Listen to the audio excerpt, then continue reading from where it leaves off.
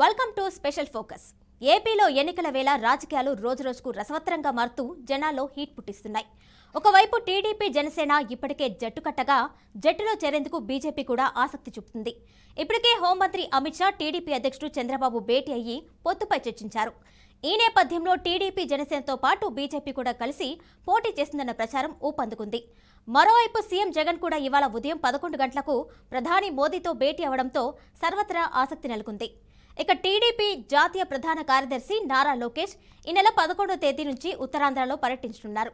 ఇప్పటికీ యువగళం పేరుతో రాష్ట్ర వ్యాప్తంగా పాదయాత్ర నిర్వహించిన యువ నాయకుడు లోకేష్ మరోమారు శంఖారావం పేరుతో పర్యటన చేయనున్నారు. వైఎస్ జగన్మోహన్ రెడ్డి ప్రభుత్వ అరాచకాలు అక్రమాలపై ప్రజలను చైతన్యవంతులు చేయడానికి లోకేష్ యాత్ర చేస్తున్నారని టీడీపీ వర్గాలు చెబుతున్నాయి. రానున్న అసెంబ్లీ పార్లమెంట్ ఎన్నికలకు పార్టీని క్యాడర్ను బలోపేతం చేసేందుకు లోకేష్ శంఖారావం యాత్ర అని అంటున్నారు టీడీపీ నేతలు. శ్రీకాకుళం జిల్లా ఇచ్చాపురం నుంచి శంఖారావ యాత్ర ప్రారంభం కానుంది. యాత్రలో భాగంగా రోజుకు 3 నియోజకవర్గాల నేతలతో కలిసి సమావేశం కానున్నారు లోకేష్. టీడీపీ జనసేన బీజేపీ పొత్తు దాదాపు ఖరారైన నేపథ్యంలో లోకేష్ ఉత్తరాంధ్ర పర్యటన ప్రాధాన్యత సంతరించుకుంది.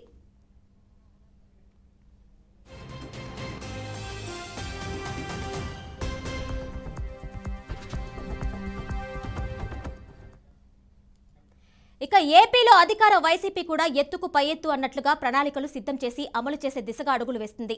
ఈ నేపథ్యంలో సీఎం జగన్ ఢిల్లీ పర్యటన చేపట్టినట్టు తెలుస్తుంది. ఇవాళ పార్లమెంట్ భవనంలో ఉదయం 11 గంటల 10 నిమిషాలకు సీఎం జగన్ ప్రధాని ఛాంబర్కు వెళ్లి మోదీతో సమావేశమయ్యారు.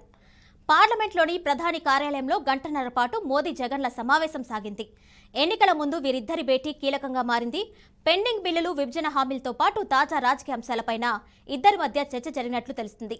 ఢిల్లీ వచ్చిన ప్రతిసారి ఏపీ అంశాల్ని ప్రస్తావిస్తూనే వచ్చారు సీఎం జగన్. ఏపీకి సంబంధించి ప్రధానికి కొన్ని వినతి పత్రాలు కూడా ఇస్తూ వచ్చారు. అయితే ఈసారి సమావేశం సుదీర్ఘంగా జరగడం బట్టి చూస్తే రాజకీయ అంశాలు కూడా చర్చకు వచ్చినట్టు విశ్లేషకులు అంచనా వేస్తున్నారు. అయితే భేటీ సమయంలో AP BJP incharge Muralidhar Rao, హోంమంత్రి అమిత్ షా కూడా మోదీతో పాటే ఉన్నారు. అయితే జగన్ వెళ్లిన కాసేపటికే మురళీధర్ రావు బయటకు వచ్చేశారు.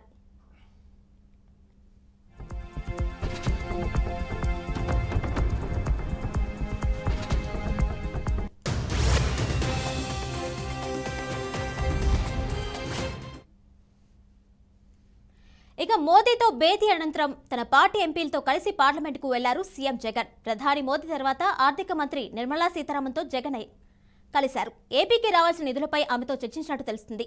ఇదిలా ఉంటే 2 రోజుల క్రితం చంద్రబాబు ఢిల్లీలో అమిత్ షాతో భేటీ అయ్యారు. నిన్న ఢిల్లీ నుంచి బాబు తిరిగి వచ్చిన తర్వాత జగన్ ఇవాళ ప్రధానితో భేటీ కావడంతో తాజా రాజకీయ పరిణామాలపై ఉత్కంఠ నెలకొంది. మొత్తానికి నేతల వరుస ఢిల్లీ పర్యటనలు, భేటీలు, యాత్రలతో ఏపీ రాజకీయం జనాల్లో హీట్ పుట్టిస్తుందని రాజకీయ విశ్లేషకులు అంటున్నారు.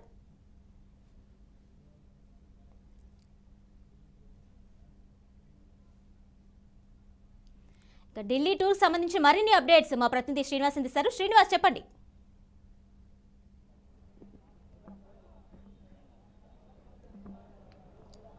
రాష్ట్ర రాజకీయాల్లో ప్రస్తుతం ఢిల్లీ చుట్టూ తిరుగుతున్న నేపథ్యం అయితే కనిపిస్తుంది. నిన్న గత 2 రోజుల కిందట పవన్ కళ్యాణ్, చంద్రబాబు నాయుడు ఢిల్లీ పర్యటనలు ముగిశాయి. తర్వాత నిన్నటి నుంచి ఈ రోజు వరకు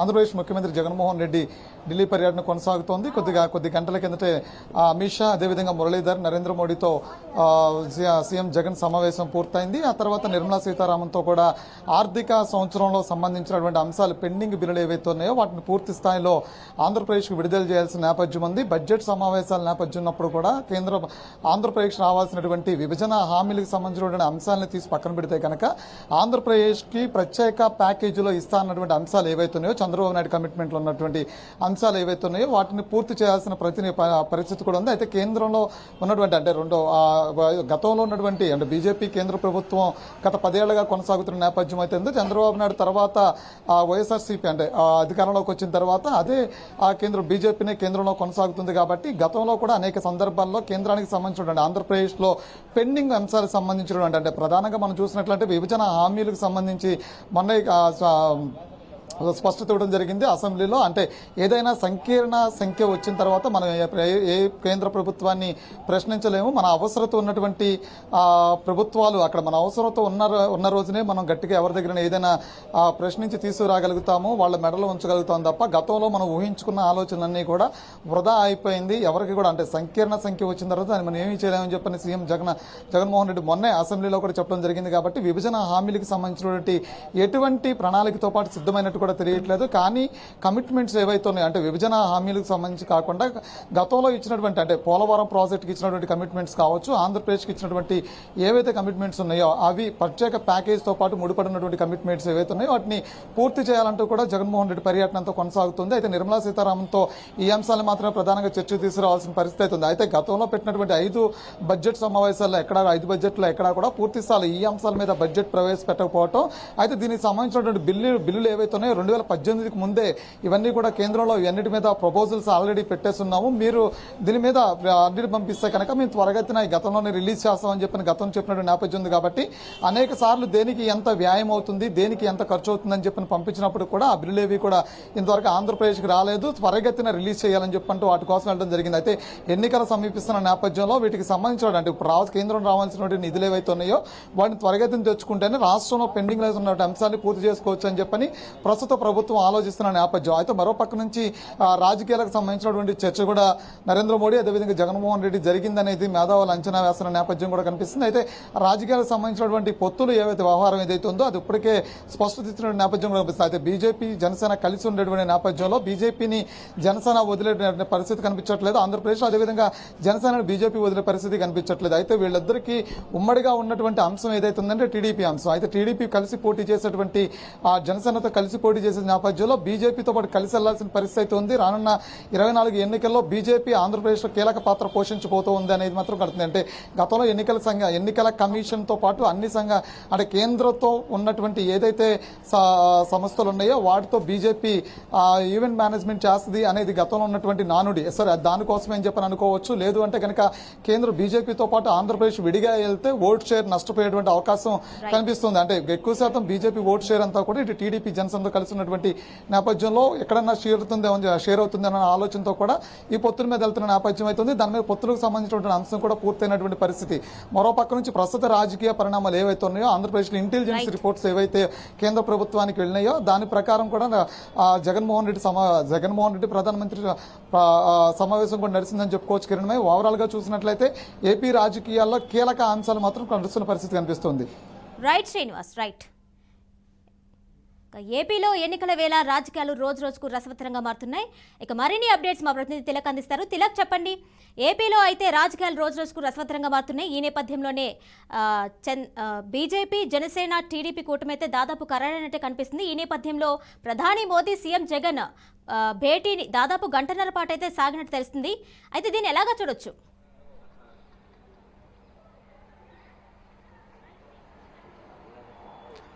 కిరణ్భాయి, తెలుగుదేశం పార్టీ అదేవిధంగా జనసేన కూడా ఇప్పటికే 2 పార్టీలు కలిసి వెళ్తాయి అని చెప్పేసి నిన్నటిదాకా అనుకున్నారు. అయితే మొదటి నుంచి కూడా జనసేన తెలుగుదేశం పార్టీని ఒప్పించడానికి ప్రయత్నం చేస్తోంది.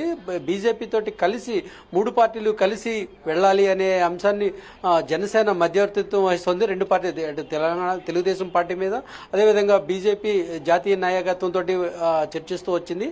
అయితే పూర్తి స్థాయిలో ఒక అవగాహన కుదుర్చుకుని మొన్న పార్టీ అధినేత చంద్రబాబు ఢిల్లీ వెళ్లి జాతీయ నాయకులతోటి సంప్రదించి వచ్చారు. అయితే పూర్తి స్థాయిలో ఒక అవగాహన కుదిరినట్టు మనకి తెలియవచ్చింది. వీరు ప్రాథమికంగా ఒక అవగాహనకు వచ్చి 3 పార్టీలు రాబోయే సార్వత్రిక ఎన్నికల్లో 3 పార్టీలు కలిసి పోటీ చేయాలి, రాష్ట్రంలో కలిసి పోటీ చేసే విధంగానే ఒక అవగాహనకు వచ్చినట్లు తెలుస్తోంది. తెలుగుదేశం పార్టీ ఇప్పటికే దానికి సంబంధించి పూర్తి స్థాయిలో కసరత్తు చేస్తూనే ఉంది.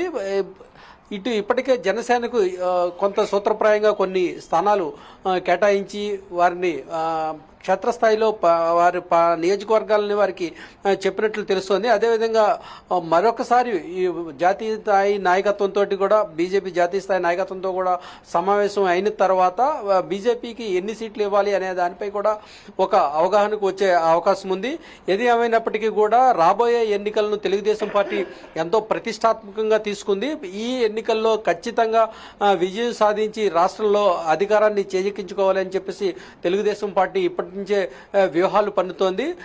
ఒకవైపు రాష్ట్ర అభివృద్ధి కోసం ఎన్డీఏ తోటి జత కట్టాల్సిన అవసరం ఉంది అని చెప్పేసి తెలుగుదేశం పార్టీ బలంగా భావిస్తోంది. దానికి సంబంధించి పూర్తి స్థాయిలో కసరత్తు ఇప్పటికే జనసేన తెలుగుదేశం పార్టీ ఒక అవగాహనకు వచ్చాయి. అయితే బీజేపీతో కూడా పూర్తి స్థాయి అవగాహనకు వచ్చిన తర్వాత మూడు పార్టీలు కలిసి ఒక అధికారిక ప్రకటన చేసే అవకాశం ఉంది అని చెప్పేసి పార్టీ వర్గాలు చెప్తున్నాయి. అయితే అందులో భాగంగానే ఇప్పటికే తెలుగుదేశం పార్టీ అధినేత చంద్రబాబు దాదాపు 25 పార్లమెంటు నియోజకవర్గాల్లో రా కదలిరా సభల పేరుతోటి పూర్తి స్థాయిలో తమ సమావేశాలను పూర్తి చేశారు. ఈ బహిరంగ సభలతో పెద్ద సంఖ్యలో జనం హాజరు కావడంతో తెలుగుదేశం పార్టీ మంచి ఊపు మీద ఉంది. కేడర్లో ఉత్సాహంగా కూడా ఉంది. అందులో భాగంగానే ఇప్పుడు 25 పార్లమెంటు నియోజకవర్గాల్లో సభలు పూర్తి చేసిన తర్వాత అయితే యువగళం పేరుతో ఇప్పటికే నారా లోకేష్ పూర్తి స్థాయిలో పాదయాత్ర నిర్వహించిన అనంతరం పాదయాత్రలో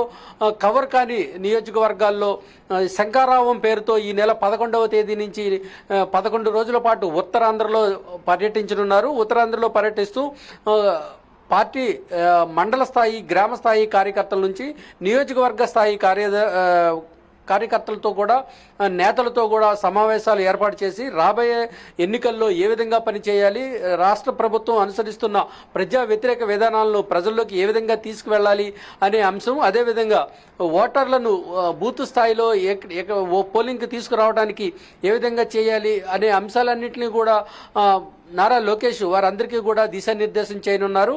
దాదాపు రోజుకి 3 నియోజకవర్గాల్లో ఈ సమావేశాలు కార్యకర్తల సమావేశాలు ఏర్పాటు చేయాలి అని చెప్పేసి ఆయన షెడ్యూల్ తీసుకున్నారు. దాదాపు తొలి విడతగా ఉత్తరాంధ్ర నియోజకవర్గాల్లోని 31 నియోజకవర్గాల్లో ఈ శంకారావం పేరుతోటి ఆయన ఈ సమావేశాలు నిర్వహించడానికి 11 రోజుల షెడ్యూల్ తొలి విడత షెడ్యూల్ ఫిక్స్ చేసుకున్నట్టు తెలుస్తోంది. ముందుగా 3 రోజుల పాటు ఉత్తరాంధ్ర నుంచి ఈ శంకారావం కార్యక్రమం ప్రారంభించనున్నారు. రేపు 11వ తేదీ నుంచి కూడా ఈ కార్యక్రమం ప్రారంభమవుతోంది. మరోవైపు నారా భువనేశ్వరి నిజం గెలవాలి పేరుతోటి ఇప్పటికే పలు నియోజకవర్గాల్లో ఆమె పర్యటిస్తున్నారు. మొత్తం 3 కూడా చంద్రబాబు పర్యటన ముగిసింది. ఆయన కూడా త్వరలోనే ఈ కార్యక్రమాలన్నీ ముగిసిన తర్వాత అంటే టికెట్లు పంపిణీ, అదేవిధంగా ఎవరికి ఎన్ని టికెట్ల ప్రకటన అధికారికంగా అయిన తర్వాత ఆయన కూడా రోడ్ షోలకి వెళ్లే అవకాశాలు ఎక్కువగా కనబడుతున్నాయి. మొత్తం మీద తెలుగుదేశం పార్టీ ఇప్పటికే ఒక రూట్ మ్యాప్ను సిద్ధం చేసుకుంది. ఖచ్చితంగా ఎట్టి పరిస్థితుల్లో కూడా రాబోయే ఎన్నికల్లో తెలుగుదేశం, జనసేన, బీజేపీ కూటమి పోటీ చేయటమే కాకుండా కలిసి వెళ్లటమే కాకుండా రాష్ట్ర అభివృద్ధి కోసం రాష్ట్రంలో అధికారం చేజిక్కించుకోవాలి అని చెప్పేసి తెలుగుదేశం పార్టీ భావిస్తోంది. కిరణ్మయి. అయితే తిలక్, ఇప్పుడు టీడీపీ, జనసేన, బీజేపీ 3 కూడా పొత్తుతో వెళ్తున్నాయి. ఈ నేపథ్యంలో సీఎం జగన్ కూడా ఒకవైపు వెళ్తున్నారు. అయితే ప్రధానితో భేటీలు కూడా జరుగుతున్నాయి. అయితే 2024 ఎలక్షన్స్ ఏ విధంగా ఉండే అవకాశం ఉంటుంది? అంటే 2014 కాంబో మళ్ళీ రిపీట్ అయ్యే అవకాశం ఉంటుందా?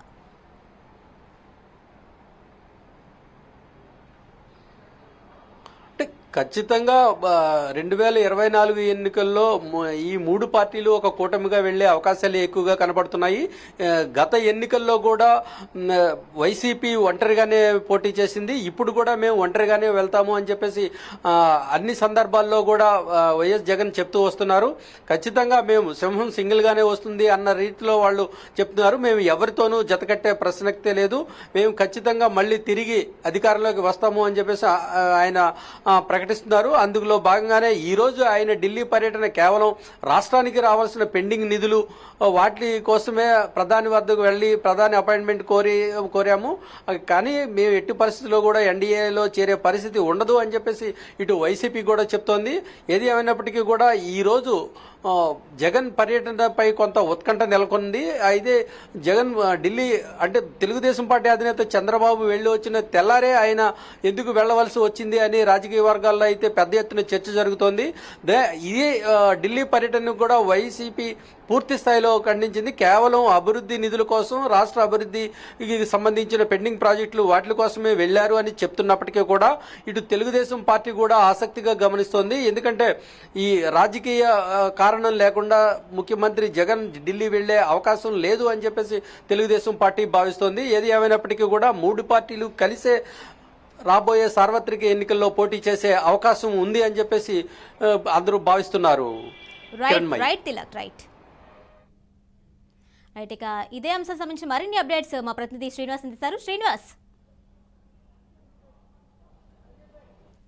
శ్రీనివాస్, అయితే ఇప్పుడు ప్రధానమంత్రితో జగన్ భేటీ అయితే దాదాపు గంటన్నర పాటు అయితే సాగింది. ఈ నేపథ్యంలో ఎలాంటి అంశాలు అయితే చర్చించుంటారు? అంటే స్పెషల్ స్టేటసా, లేకపోతే ఇంకేమన్నా ఇండైరెక్ట్గా మద్దతు గురించి ఏమన్నా చర్చించుంటారా?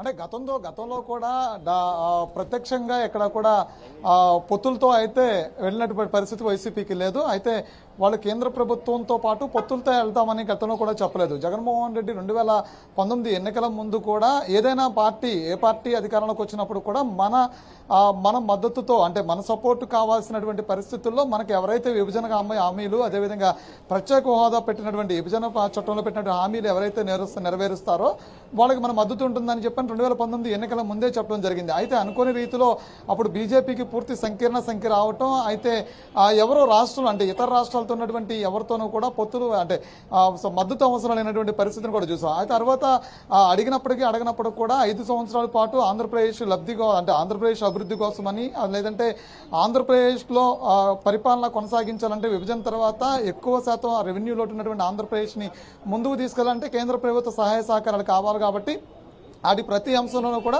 కేంద్ర ప్రభుత్వానికి మద్దతుగా నిలబడుతూ వచ్చింది వైసీపీ. అంటే దాదాపుగా 9 మంది పార్లమెంటు, రాజ్యసభ సభ్యులతో పాటు కలిపి 25 మంది పార్లమెంట్, 22 మంది పార్లమెంటు సభ్యులతో కలిపి మొత్తం మీద దాదాపు 32 మంది దాకా ఎంపీలు ఉన్నటువంటి వైఎస్ఆర్సీపీ పార్టీ ప్రతి సందర్భంలోనూ కూడా కంటిన్యూ అవుతూ వస్తుంది. బీజేపీతో పాటు సంబంధంతో కొనసాగిస్తూ వస్తుంది. అయితే అది తెర వెనక సంబంధాలు మాత్రమే తప్ప ప్రత్యక్ష రాజకీయాలు అక్కడ కూడా బీజేపీతో పాటు కలిసిన నేపథ్యం కూడా లేదు. అనేక సందర్భాల్లో బీజేపీ ఆంధ్రప్రదేశ్కి ఇస్తా అన్నటువంటి అంశాలను ఎప్పుడు కూడా బహిరంగంగా కూడా ఆంధ్రప్రదేశ్ రాష్ట్ర ప్రభుత్వం ఏదైతే ఉందో వైసీపీ రాష్ట్ర ప్రభుత్వం గట్టిగా విమర్శించినటువంటి సందర్భాలు కూడా లేవు. అయితే కొన్ని సందర్భాల్లో మాత్రం బీజేపీ నేతల్ని మాత్రమే కొన్ని సందర్భాల్లో విమర్శించిన పరిస్థితులు కూడా చూసాం. ఆంధ్రప్రదేశ్కి రావాల్సినటువంటి నిధులు కానీ, ఆంధ్రప్రదేశ్ అందించాల్సిన సహాయ సహకారాలు కానీ కేంద్ర ప్రభుత్వం ఎక్కడా కూడా ముందుకు రానప్పుడు కూడా వీళ్ళు ఎప్పుడు కూడా దాని మీద సీరియస్, అంటే దాని మీద ఎప్పుడు ఫైట్ చేస్తున్న పరిస్థితులు కూడా లేదు. అయితే పార్లమెంట్ సెషన్స్ జరిగేటప్పుడు కొన్ని సందర్భాల్లో మాత్రమే ఫ్లంక్ కార్డ్స్కి మాత్రమే ఎంపీలు మాత్రం పరిమితం అయిపోయారని చెప్పుకోవచ్చు. అటు విజయసాయిరెడ్డి సారథ్యంలో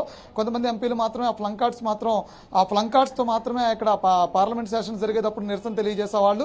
ఆ తర్వాత పార్లమెంట్ సెషన్లో కొన్ని సందర్భాల్లో మాత్రం వాళ్ళు ప్రత్యేక హోదా, విభజన హామీలకు సంబంధించినటువంటి అంశాన్ని తెర మీద తీసుకొచ్చేవాళ్ళు. అయితే రీసెంట్గా జరిగినటువంటి బడ్జెట్ ఏదైతే వాట్ ఆన్ అకౌంట్ బడ్జెట్ ఉందో ఆ సందర్భంలో కూడా లాస్ట్ సభ రోజున ఆయన చెప్పడం కూడా, జగన్మోహన్ రెడ్డి చెప్పడం కూడా చూసాము. అయితే ఇప్పటి వరకు కూడా విభజనకు సంబంధించినటువంటి చట్టం సంబంధించినటువంటి అంశాలు ఏవైతే ఉన్నాయో, ఏ ప్రభుత్వమైనా మన అవసరంతో, అంటే మన మద్దతు అవసరం అవుతుంది, ఆ రోజు వాళ్ళని గట్టిగా పట్టుకుని మనం అడగొచ్చు అనుకున్నాము. అయితే ఆ సందర్భం రాలేదు. అది బ్యాడ్ లక్, దానికి మనం ఏం చేయాలని చెప్పడం జరిగింది.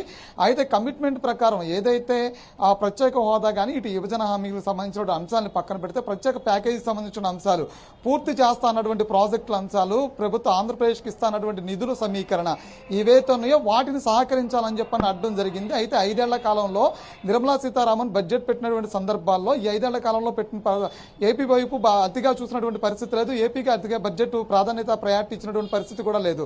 అదే సందర్భంలో 2018 మనం చూసినట్లయితే చంద్రబాబు నాయుడు ధర్మ పోరాట దీక్షల ముందు మనం చూసినట్లయితే కనుక అప్పటికే కొన్ని ఆంధ్రప్రదేశ్కి ఇవ్వడానికి కొన్ని నిధులు మాత్రం సమీకరించాము, వాటిని ఆర్డీల ద్వారా మీరు తీసుకోవచ్చని గతంలోనే చెప్పడం జరిగింది. కాబట్టి వాటిని ఇవ్వాలి అంటూ కూడా పెట్టడం జరిగింది. అయితే ఇప్పుడు ప్రధానంగా పరోక్షంగా అయినా కనుక ప్రత్యక్షంగా కావచ్చు, మా మద్దతు మీకు ఎప్పుడూ ఉంటుందనే అంశాన్ని మాత్రం జగన్మోహన్ రెడ్డి పలు సందర్భాల్లో తెలియజేస్తూనే వచ్చారు. ఇప్పుడు కూడా దాన్ని తెలియజేస్తూనే ఉంటారు. అదే అంశాన్ని, అంటే రేపొద్దున ఆంధ్రప్రదేశ్లో ప్రభుత్వం వచ్చినా రాకపోయినా, ఎంపీలు గెలిచినా గెలకపోయినా సరే మద్దతు మాత్రం అది పరోక్షంగా ఉంటుందని చెప్పినటువంటి రాజకీయ అంశం మేధావులు మాత్రం చెప్పుకున్న పరిస్థితి కనిపిస్తుంది. కిరణ్మయ్, అయితే ఈ నెల 11వ తేదీ నుంచి లోకేష్ శంఖారావం పేరుతో మరో యాత్ర అయితే చేపడుతున్నారు. దానికి సంబంధించిన డీటెయిల్స్ శ్రీనివాస్.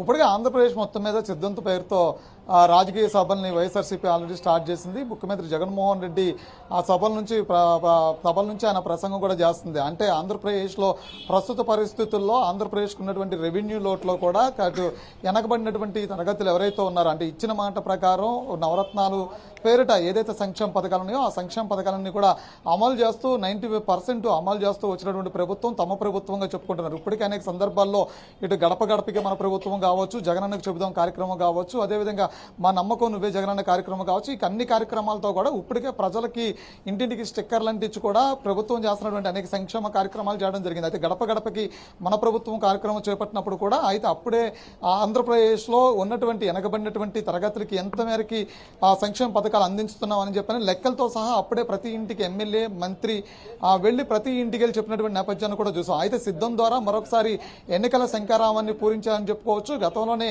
ఈ సిద్ధం సభలు ఏవైతే ఉన్నాయో అది ఎన్నికలకు సిద్ధమవుతున్నట్టుగా కూడా చెప్పుకోవచ్చు. ఆంధ్రప్రదేశ్లో ప్రస్తుతం జన సమీకరణ పోగు చేసి సభలు నిర్వహించడానికి పెద్ద ఎత్తున తంటాలే పడుతుంది వైఎస్ఆర్సీపీ అధికారులు ఉండుకోవడానికి.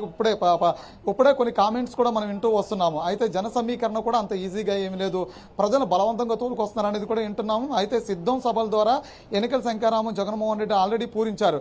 అయితే మనం గతంలో చూసినట్లయితే మరో పక్క నుంచి లోకేష్ గతంలో ఆ యువగళం పాదయాత్ర అంటూ కూడా 4000 కిలోమీటర్లు 400 రోజులు యువగళం పాదయాత్ర అని చెప్పి చేపట్టారు. అది అక్కడ కుప్పం నుంచి మొదలుపెట్టి ఇచ్చాపురం వరకు అనుకున్నారు. అయితే అనుకోని సందర్భాల్లో చంద్రబాబు నాయుడు గారు అరెస్ట్ తర్వాత కొంత బ్రేక్ పడింది. 80 రోజులు దాదాపుగా దానికి బ్రేక్ అవ్వడం జరిగింది. ఆ తర్వాత మిగిలిన సమయాన్ని విశాఖపట్నంతో దాన్ని పూర్తి చేయడం జరిగింది. యువగళం పాదయాత్ర పూర్తి చేయడం జరిగింది. యువగళం పాదయాత్ర ముగిసిన యువగళం పాదయాత్రకి పెద్ద ఎత్తున జన సమీకరణ పవన్ కళ్యాణ్, చంద్రబాబు నాయుడు, లోకేష్ ఉన్నటువంటి వేదికకి ఏదైతే ఉందో పెద్ద ఎత్తున జన సమీకరణ కూడా చేశారు. 2024 ఎన్నికల శంఖారావం యువగళ పాదయాత్ర అని చెప్పని ముగింపు సభ అని చెప్పని కూడా చెప్పడం జరిగింది. అయితే ఇప్పుడు సిద్ధం పేరుతో వైసీపీ పార్టీ కూడా అన్ని జిల్లాలతో కలిసి అంటే కోఆర్డినేట్ కలిగినటువంటి జిల్లాలు దాదాపు 30-40 నియోజకవర్గాలతో కలిపి లేదా 2-3 జిల్లాలతో కలిపి ఒక సిద్ధం సభ ఏర్పాటు చేస్తున్నారు. ఇది ఎన్నికల శంఖారావం అనుకోవచ్చు. రానున్న రోజుల్లో జగన్మోహన్ రెడ్డి ఏదైతే అధికార ప్రతిపక్షాలు తీసుకున్నటువంటి ఏదైతే నిర్ణయాలు ఉన్నాయో, ఏదైతే యాత్రలు చేస్తూ ఉన్నారో దానికి డ్యూటీగానే జగన్మోహన్ రెడ్డి కూడా యాత్రలు చేయాలనుకుంటున్నారు. దానికి సంబంధించే ఇప్పుడు యువగళం పాదయాత్రకి పోటీగా సిద్ధం సభలను కూడా చెప్పుకోవచ్చు. Right Srinivas, thank you. ఏపీలో ఎన్నికల వేళ రాజకీయాలు రోజురోజుకు రసవత్తరంగా మారుతూ జనాల్లో హీట్ పుట్టిస్తున్నాయి. ఒకవైపు టీడీపీ జనసేన ఇప్పటికే జట్టుకట్టగా జట్టులో చేరేందుకు బీజేపీ కూడా ఆసక్తి చూపుతుంది. ఇప్పటికే హోంమంత్రి అమిత్ షా టీడీపీ అధ్యక్షుడు చంద్రబాబు భేటీ అయ్యి పొత్తుపై చర్చించారు. ఈ నేపథ్యంలో టీడీపీ జనసేనతో పాటు బీజేపీ కూడా కలిసి పోటీ చేస్తుందన్న ప్రచారం ఊపందుకుంది. మరోవైపు సీఎం జగన్ కూడా ఇవాళ ఉదయం 11 గంటలకు ప్రధాని మోదీతో భేటీ అవడంతో సర్వత్రా ఆసక్తి నెలకొంది. ఇక టీడీపీ జాతీయ ప్రధాన కార్యదర్శి నారా లోకేష్ ఈ నెల 11వ తేదీ నుంచి ఉత్తరాంధ్రలో పర్యటించనున్నారు. ఇప్పటికే యువగళం పేరుతో రాష్ట్ర వ్యాప్తంగా పాదయాత్ర నిర్వహించిన యువ నాయకుడు లోకేష్ మరోమారు శంఖారావం పేరుతో పర్యటన చేయనున్నారు.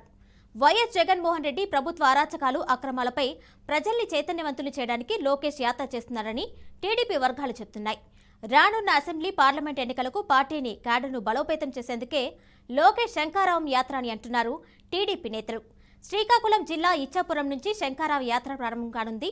యాత్రలో భాగంగా రోజుకు 3 నియోజకవర్గాల నేతలతో కలిసి సమావేశం కానున్నారు లోకేష్. టీడీపీ, జనసేన, బీజేపీ పొత్తు దాదాపు ఖరారైన నేపథ్యంలో లోకేష్ ఉత్తరాంధ్ర పర్యటన ప్రాధాన్యత సంతరించుకుంది.